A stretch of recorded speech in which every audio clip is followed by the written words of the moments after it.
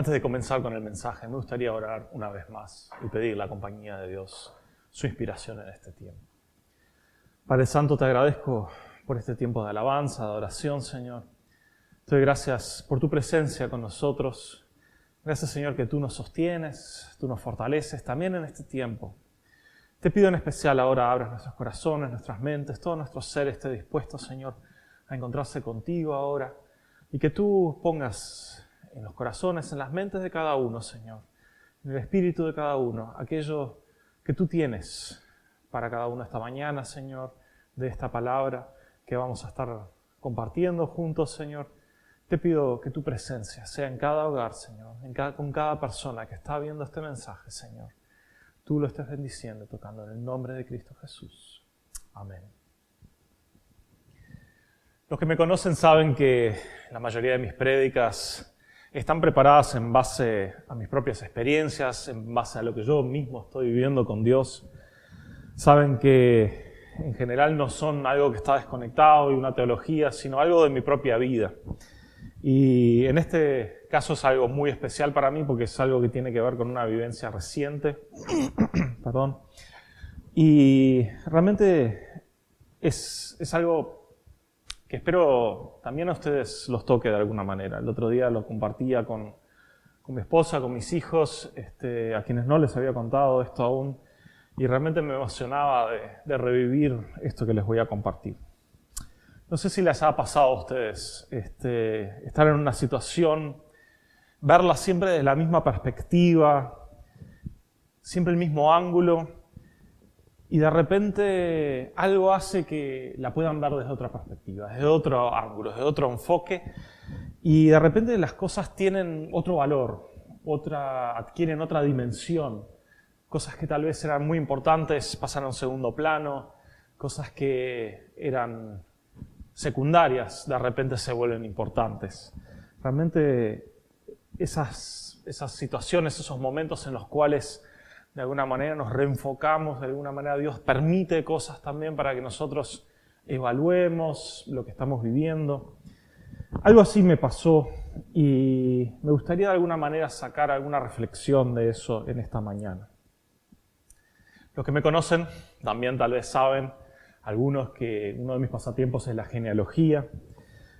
Últimamente estuve retomándola un poco, la había dejado un poco de lado y bueno, volví a empezar a buscar un poco recordando datos, recordando historias también que me contaron mis abuelos, mis bisabuelos, en algún momento, cosas que ellos habían vivido y mis abuelos, mis padres me contaron.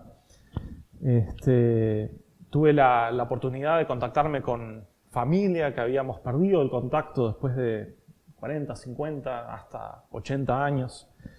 Encontrar parientes lejanos en lugares como Alemania, en Escocia, y enterarme de que la rama polaca de mi familia, los descendientes están esparcidos por Polonia, Alemania, Italia, Escocia, justamente, incluso Argentina, acá cerca. En realidad un grupo de hermanos que terminó esparcido alrededor del mundo después de la Segunda Guerra Mundial. También estuve en relación a eso viendo un poco el tema de pruebas de ADN para encontrar justamente más parentescos y ese tipo de cosas. Y simplemente por curiosidad viendo también un poco videos en YouTube acerca del tema, viendo a personas que pudieron ubicar a sus padres o madres biológicas, que los habían dado en adopción o los habían dejado, emocionándome muchos con ellos, que fueron muchos bienvenidos a estas familias con las que habían perdido contacto. También me puse triste, tal vez también con una persona en particular que estuvo 30 años buscando a su padre y cuando finalmente logra a través de una prueba de ADN descubrir a esa familia, integrarse a esa familia incluso, se entera de que su padre hacía 40 años que había fallecido ya. En relación a eso, poniéndose un poco de trasfondo de lo que me sucedió, para que sepan un poco del trasfondo, de qué estaba yo haciendo y por qué tal vez me pasó esto, Quiero decir que un día, cuando me estaba durmiendo, tuve algo así como un sueño. No sé si fue un sueño, una visión, qué fue exactamente, no lo sé decir. Sé que era muy vívido y que estaba realmente casi que en ese lugar. En mis pensamientos, de alguna manera, en ese sueño estaba parado en un lugar donde había poca luz, un lugar relativamente oscuro. Sentía unos rayos de sol, en el primer momento me veo en ese lugar y veo que hay algo que me ilumina desde arriba,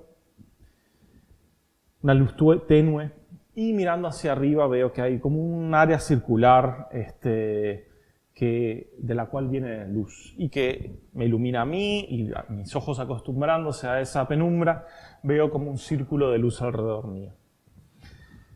El piso estaba poco iluminado, pero yo veía tal vez al principio unos metros y veía círculos, como círculos concéntricos. Yo estaba parado en ese centro, en el medio de aquel lugar aparentemente. Y a medida que me acostumbraba a la oscuridad en ese sueño, podía ver cosas cerca mío. Algunas más cerca, algunas más lejos, y parecían como estatuas. Pero cuando las miraba un poco más fijo era como si fuera una escena. Cobraban vida y había movimiento, había acción allí. Las escenas más cercanas a mí eran las que en el tiempo eran más cercanas también, y eran cosas de mi propia vida, cosas de la vida de mis padres, historias que yo había escuchado, y cuanto más alejaba eran de mis abuelos, de mis bisabuelos, eran historias incluso de nuestra historia, digamos, o incluso de la Biblia, escenas de diferente índole. Algunas las miraba y parecían grises, como en escala de grises, y eran escenas tristes, de cosas que habían sucedido que eran dolorosas. Otras comenzaban grises y se volvían en colores, y eran como escenas de redención, situaciones que se habían redimido. Situaciones que pasaban de tristes, lúgubres, a felices, que tenían un lindo final de felicidad, de alegría. Me di cuenta que yo estaba parado en el centro de mi propia historia, de alguna manera, de la historia de mis antepasados. Y si bien yo veía estas escenas y había personas a mi alrededor, el único que estaba allí era yo. Lo otro eran escenas como que hubieran sido grabadas en 3D, digamos, en hologramas, y no eran personas que estaban en ese momento allí, eran personas que ya no estaban, o que estaban vivas pero no estaban en ese lugar conmigo. Entonces, de alguna manera, estando parado así, allí todavía en ese lugar, reflexionaba un poco, y pensaba acerca de estas situaciones tristes, otras alegres, felices, estas vivencias diferentes y lo que significaban de alguna manera para mí también, ¿no? En ese momento de alguna manera sentí que yo ya no estaba solo en ese lugar. Sentía que había algo más, había alguien más. Primero miré como para un costado y a lo lejos y no veía mucho, y cuando miré bien frente a mí, bien lejos, más allá, digamos, de todas las escenas, había una pequeña puerta por la que entraba muchísima luz. Y al principio era como solo una silueta que se dibujaba en ese marco de la puerta, digamos, que se había abierto. Era muy extraño porque conforme pasaban los segundos en ese sueño, desde ese momento que yo miré la puerta, estaba cada vez más cerca de esa puerta, como que no es que yo me moviera, pero de repente por el simple hecho de mirar hacia ahí fui atraído, o esa puerta se acercó a mí, no lo sé explicar con certeza, y esa figura que de alguna manera era solo una silueta por un momento, se volvió una fuente de luz muy fuerte también. Y era Él, era Jesús que me estaba esperando en la puerta. Y a medida que me iba acercando cada vez más, veía que la luz que venía de atrás de Él también era luz que provenía de una tierra preciosa, con colinas verdes, una luz blanca, pero a su vez con colores, increíble, como no la conocemos de este lado. Un cielo azul impresionante. Y el que estaba ahí esperándome era Jesús, era mi papito Dios, que iba a estar siempre conmigo. Ese lugar no era un lugar feliz en el que yo estaba. Era un lugar que en general era más bien sombrío, más bien triste, sobre todo viéndolo en perspectiva después de haber visto la luz. Al principio, cuando comenzó el sueño, no era un lugar ni terrible ni nada, era simplemente un lugar donde no había mucha luz. Pero después el contraste con esa luz que provenía de esa puerta fue muy, muy grande, y por eso en retrospectiva, de alguna manera, digo que no era un lugar muy feliz o de mucha luz. Ese fue el sueño que tuve, y quedé, tanto mientras estaba soñando como después del sueño, quedé reflexionando bastante sobre lo que había sucedido en ese sueño. Lo primero que pensé fue que eso era como una representación de mi vida, ¿no?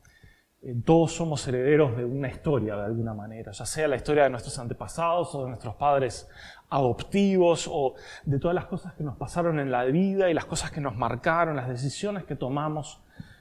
De alguna manera nosotros somos el producto de eso. Las decisiones nos van formando también. Y cuando terminaba el sueño yo pensaba, otros van a estar parados en ese mismo lugar donde estaba yo, pero en mi lugar se va a haber movido para afuera. El tiempo pasó y por lo tanto yo pasaba a ser una escena nada más en la historia de alguien más. Esa persona estaría ahí parada algún día y vería también tal vez mi escena, tal vez miraría esa imagen y vería alguna escena de mi vida. Y me preguntaba, ¿qué es lo que verían? ¿Verían una escena de tristeza, de desolación, alegría y esperanza? Mis hijos, mis nietos, las personas que me conocen, que me han visto crecer, que me acompañan en la vida en este tiempo, ¿qué verían en esa escena que ellos tal vez estén observando en algún momento? Muchas generaciones tal vez pasarían y algunas me verían. ¿Cuál era el testimonio que yo dejaría de alguna manera? ¿Les ayudaría a sentir la presencia y buscar la presencia de ese que yo encontré en ese lugar también? ¿Encontrarían a Jesús en ese lugar o su vida se apagaría en ese lugar sin haber encontrado a Jesús?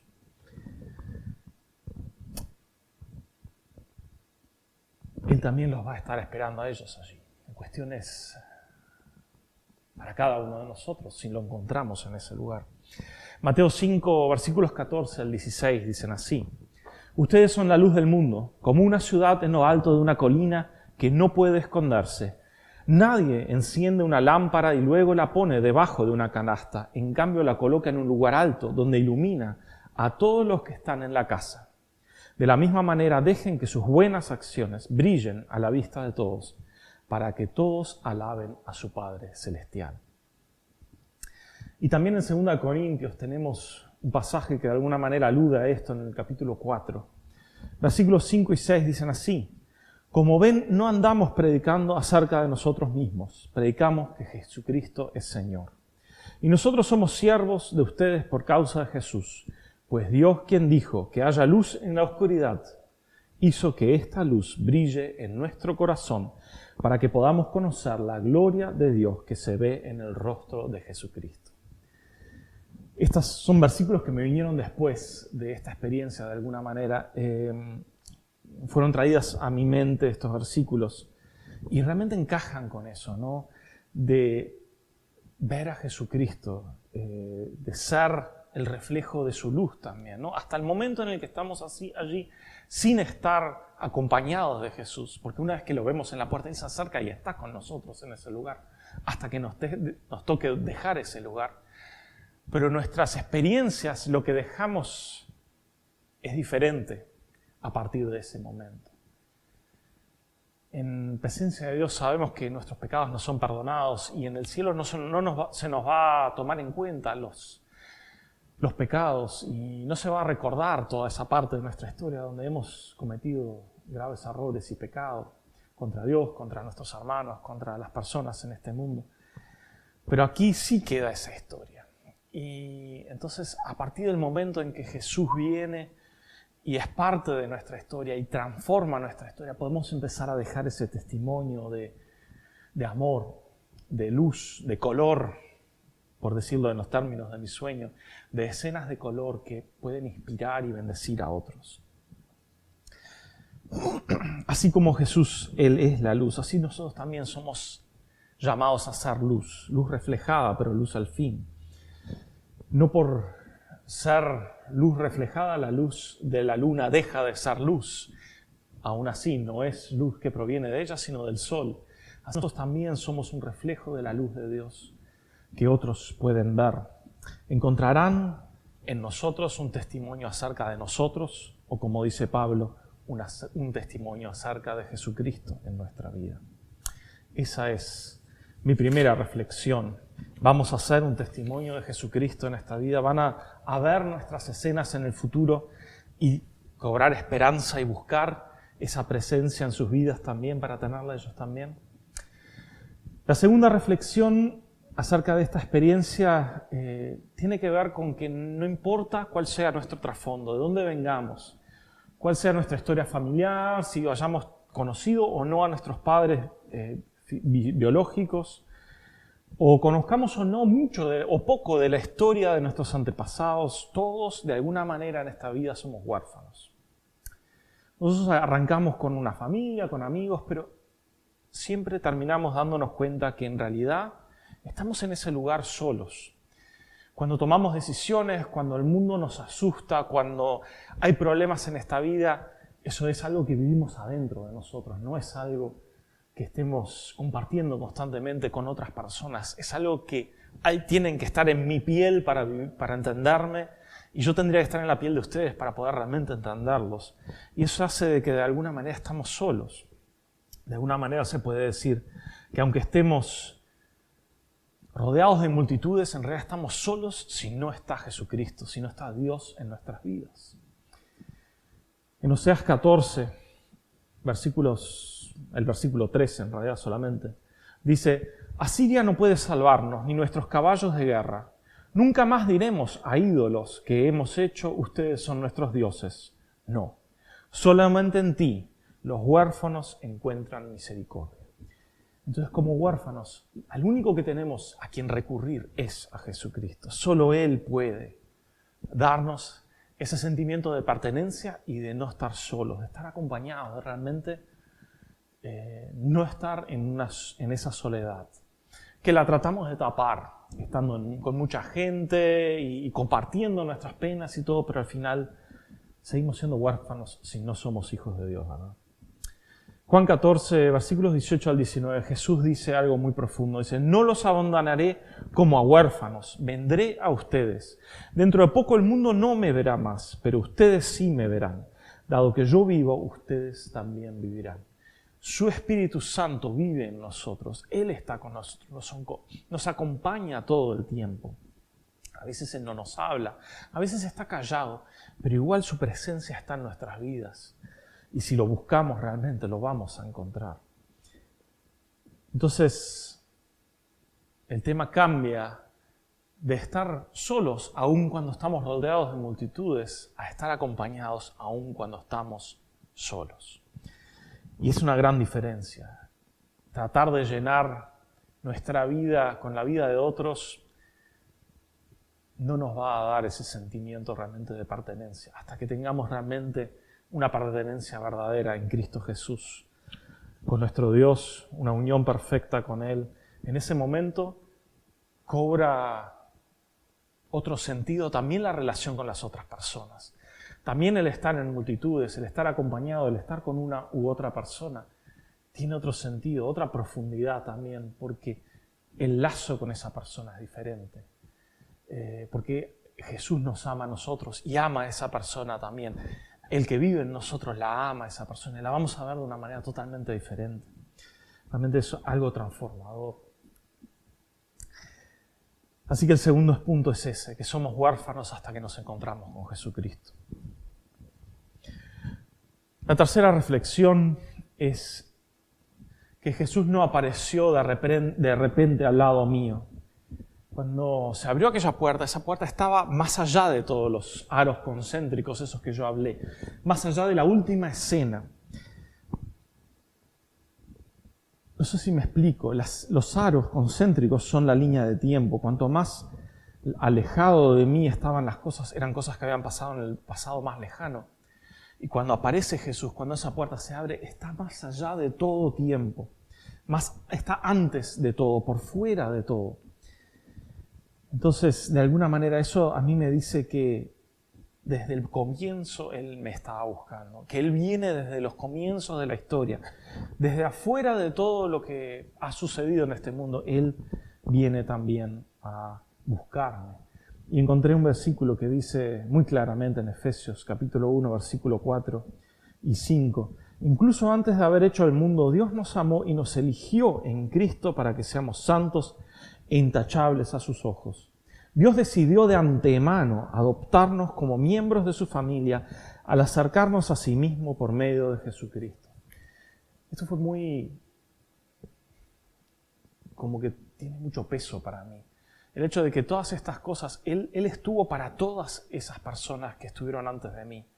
Todas esas escenas ocurrieron con Él mirando y esperando que esas personas lo buscaran, lo aceptaran, lo incluyeran, le consultaran para tomar decisiones. Todas esas historias, incluso las tristes y que se volvieron de color, Él fue un factor en eso, en traer el color, en traer la felicidad, en traer la alegría. Y los que arrancaron tristes o grises y terminaron esas escenas también tristes, como que eran situaciones en las cuales Él no había sido incluido por estas personas.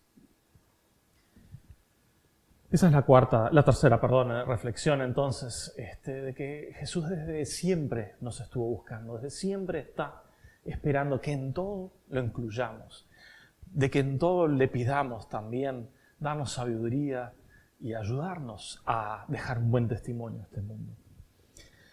La cuarta reflexión es una que vino un poco posterior a este sueño. Lo sigo llamando sueño por falta de saber cómo mejor nombrarlo. El último punto fue, de alguna manera, algo que surgió no directamente del sueño, sino ya de la reflexión acerca de la reflexión del sueño, si lo quieren ver de esa manera. Y era un poco acerca de esa imagen de Jesús. Jesús allí en la puerta esperándome, el hecho de que su amor me atrajo de una manera que yo no me daba ni cuenta, yo no estaba moviendo mis piernas y Él me atraía y de repente Él estaba al lado mío. Ese amor que yo vi en los ojos de Jesús, ese amor profundo que Él tiene por nosotros desde antes de crear el mundo incluso, me dejó pensando, ¿no? ¿Cuánto amo yo realmente a Jesús, a Dios? Lo amo más que el año pasado, sí, porque lo he estado buscando más, lo estoy conociendo un poco más, conforme vivo y tengo experiencias y veo su mano en mi vida, lo amo más, pero aún me desilusiona que no poder responderle como Él se merece, no ser tan obediente como pienso que debería ser, no entender, claro, es un problema también de que soy muy racional y quiero entender las cosas, pero también tratar de vivir, no dejar lo racional de lado, tampoco estoy diciendo eso, pero de poder vivir ese amor de Jesús y responder a ese amor de alguna manera también más profunda. En Lucas capítulo 7, 37 al 47 dice: cuando cierta mujer de mala vida que vivía en la ciudad se enteró de que Jesús estaba comiendo allí, llevó un hermoso frasco de alabastro lleno de un costoso perfume. Llorando se arrodilló detrás de él a sus pies. Sus lágrimas cayeron sobre los pies de Jesús y ella los secó con sus cabellos. No cesaba de besarle los pies y les ponía perfume. Cuando el fariseo que lo había invitado vio esto, dijo para sí, en su mente: si este hombre fuera profeta, sabría qué tipo de mujer lo está tocando. Es una pecadora. Entonces Jesús respondió a los pensamientos del fariseo. Simón le dijo: tengo algo que decirte. Adelante, maestro, respondió Simón. Entonces Jesús le contó la siguiente historia. Un hombre prestó dinero a 2 personas, 500 piezas de plata a una y 50 piezas a la otra. Sin embargo, ninguna de las 2 pudo devolver el dinero. Así que el hombre perdonó amablemente a ambas y les canceló la deuda. ¿Quién crees que lo amó más? Simón contestó: supongo que la persona a quien le perdonó la deuda más grande. Correcto, dijo Jesús. Luego se volvió a la mujer y le dijo a Simón: mira a esta mujer que está arrodillada aquí.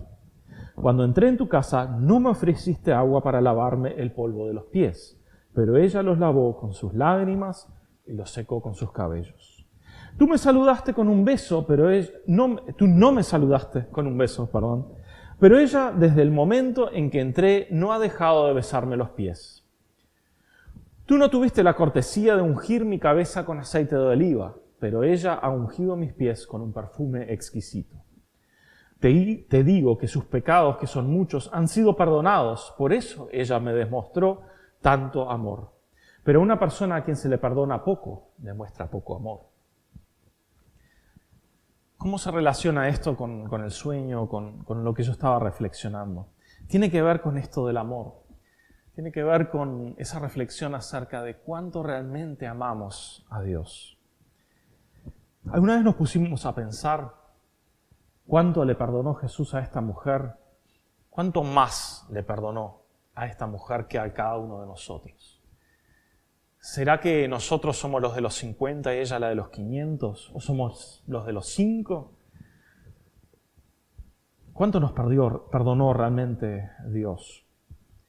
¿No será que muchas veces nos vemos como justos en nuestros propios ojos y pensamos que Jesús no nos tiene que perdonar mucho y que en realidad solo le debemos 5 cuando en realidad le debemos 50 o tal vez 500 también? Eran las cosas que pasaban por mi cabeza.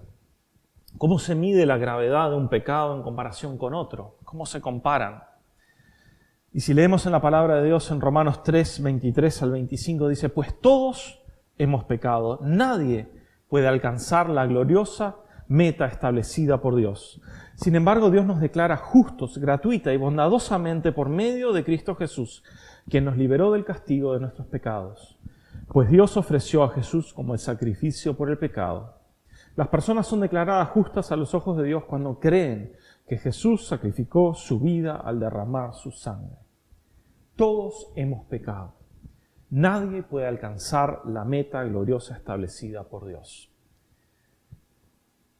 Caer 500 metros antes de la meta o 50 metros antes de la meta no hace diferencia, significa separación de Dios. Jesús sangró más en la cruz por los asesinos y violadores que por mí o por ti. ¿Acaso deben ellos, cuando piden perdón a Dios, sentirse más agradecidos de lo que nos tenemos que sentir agradecidos nosotros? El pago de nuestro pecado, de nuestra separación de Dios, de no haber llegado a la meta, es separación de Dios eterna. Entonces, el haber sido perdonados y poder vivir en eternidad con Dios, me parece que merece el mismo agradecimiento por parte de todos nosotros. Habla de una meta gloriosa, de la santidad perfecta que no hemos podido, claramente nadie ha podido alcanzar. Aún por la mejor imagen que tengamos de nosotros, tenemos que admitir de que no somos perfectos, de que hemos lastimado a personas, de que hemos mentido, de que hemos hecho diferentes cosas que claramente la Biblia nos dice que no le agradan a Dios y que nos separan de Él. Una sola de ellas nos hace culpables de toda la ley, dice. Haber roto una sola de las leyes nos hace culpables de haber quebrado toda la ley. Entonces, el perdón que Jesús nos da no tiene que ver con una distancia mayor o menor. Si yo fallé por 50 y otro falló por 500, el perdón es el mismo. Él tiene que cubrir la misma distancia por nosotros. Es la distancia infinita que separa a la santidad de la no santidad, del pecado. Entonces, realmente, tal vez sea simplemente una percepción equivocada que tenemos de nosotros mismos. En 1 Timoteo dice: «Oh, qué tan generoso y lleno de gracia fue el Señor. Me llenó de la fe y del amor que provienen de Cristo Jesús». La siguiente declaración es digna de confianza y todos deberían aceptarla. Cristo Jesús vino al mundo para salvar a los pecadores, de los cuales yo soy el peor de todos. Y esto es Pablo, el gran apóstol Pablo, diciendo de los cuales yo soy el peor de todos. Él sí tenía una idea correcta acerca del nivel de agradecimiento que debía tener para con Jesucristo, con respecto al perdón de pecados que él había recibido. Si Pablo que comienza en realidad sus cartas diciendo yo el apóstol de Jesucristo y después termina sus cartas diciendo yo el mayor de los pecadores, reconoce que él está tan distante de Dios o estaba tan distante de Dios como cualquier otro, o por cuánto más nosotros deberíamos entonces también darnos cuenta de que el amor de Dios es tan profundo que nos perdonó lo que nos enviaba al infierno realmente, separación total y eterna de Dios. Eso fue lo que nos perdonó. Y que nosotros realmente le debemos un agradecimiento tan profundo. Deberíamos amarlo. Y creo que ese es el key, el agradecimiento para poder amarlo. Creo que la falta en mí de amor hacia Jesús, un amor más profundo, se debe tal vez a falta de agradecimiento. No sé cuál es tu caso. Pero creo que hay un sentido de ser justo en mí mismo todavía que tengo que desarmar. Algo que se interpone entre Jesús y yo, porque si yo me justifico a mí mismo no puedo recibir su justificación, su perdón realmente. Creo que es tiempo de ser más agradecido y expresárselo en oración, en adoración, en alabanza. Creo que nos dejamos llevar mucho por las preocupaciones del mundo. Nos olvidamos de agradecerle. Y creo que el agradecimiento nos va a llevar a amarlo también, a una mayor devoción similar a la que tuvo aquella mujer que derramó el perfume sobre él, lloró y secó sus pies con su propio cabello. Y realmente una situación muy humillante, algo que ella hizo por amor, algo que visto por afuera capaz que choca, pero ella estaba tan enamorada de Dios en ese momento, que le había perdonado sus pecados, que para ella eso no importaba. ¿Qué pensaban los otros? No importaba. Me parece que tal vez podríamos terminar este tiempo entonces agradeciendo. Como dice en Primera de Crónicas, den gracias al Señor porque Él es bueno. Su fiel amor perdura para siempre. Agradezcamos a nuestro Señor y Salvador por su gran amor. Y volvamos a enamorarnos de Él. Caminemos con Él sobre todo. Los que todavía no lo conozcan, entreguen su vida a Jesucristo. Van a ver que las cosas se vuelven mucho mejor. No significa que no haya dificultades o desafíos, pero se encaran de otra manera. Señor Jesucristo, Papito Dios, te damos gracias realmente por tu amor por nosotros, por cómo tú nos esperaste desde la fundación del universo. Tú sabías que caminaríamos en esta tierra.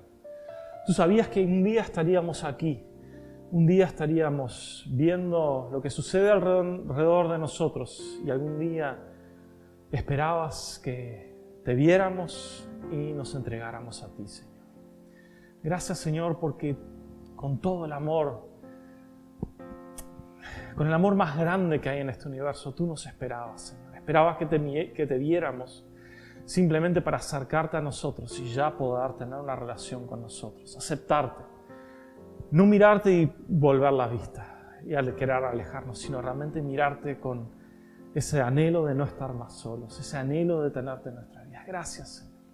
Gracias que tú nos respondiste con amor, Señor. Que tú respondes a todos los que te buscan con amor, Señor. Perdonando sus pecados, olvidándote de todo nuestro mal, Señor. Y dándonos un futuro y una esperanza, tanto para esta vida como para la que viene después, Señor. Gracias, Señor, que podemos depender de ti. Gracias que tú realmente eres nuestra esperanza, Señor. Y aún en medio de este tiempo difícil, Señor, tú eres nuestra esperanza. Y tú eres el que nos da ánimo, nos ayuda, nos fortalece, nos sostiene, Señor. Gracias. Gracias que podemos realmente a llamarte nuestro papito amado. Gracias que realmente tú tomaste todo el sufrimiento en la cruz sobre ti mismo, sobre tus espaldas, cargaste con todos nuestros pecados, moriste y resucitaste. Y todo lo hiciste por amor, sí, por obediencia a tu Padre también, sí, pero también por amor, por la herencia que tú sabías que tendrías en nosotros, Señor. Te agradecemos de todo corazón, Señor. Te agradecemos porque tú eres maravilloso, Señor. Y tú eres nuestra única esperanza, Señor.